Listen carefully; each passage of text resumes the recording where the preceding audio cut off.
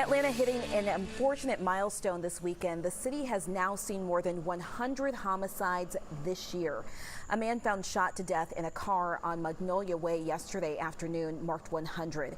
And just hours later, that number climbed higher when 3 men were shot to death overnight in a parking lot. Atlanta police say the parking lot on Whitehall Street Southwest is shared by several businesses there.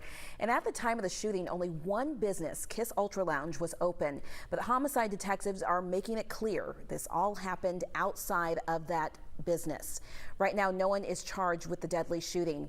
With violence continuing to climb in Atlanta, we caught up with community leaders to talk about the causes and possible solutions. Joe Ripley spoke with someone who works closely with the public safety here in the city of Atlanta. And Joe, you know, they're telling you that there's a number of issues that contribute to this rise in crime. It's not just one thing. That's right, Natisha. Good evening to you. Dorothy Hurst serves on Atlanta Citizen Review Board, pointing to domestic violence, the amount of guns, as well as a lack of oversight, she believes, into bars and restaurants that have been sites for violent crime over the years. For context, Atlanta now has 103 homicides so far this year. At this point last year, the city had 92 homicides. That's about a 12% increase from 2020.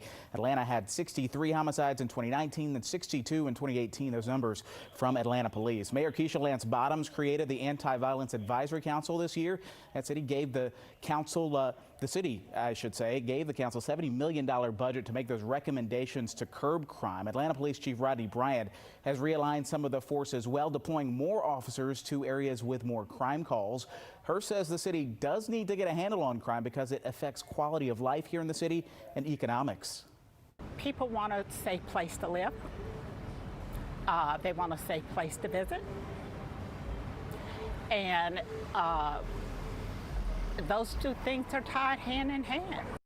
The mayor has announced plans to hire 250 more police officers in Atlanta, along with expand the city's camera network and license plate reader systems. And at the state level, Governor Brian Kemp has also pledged to boost funding for law enforcement and give stricter punishment for those who commit violent crime.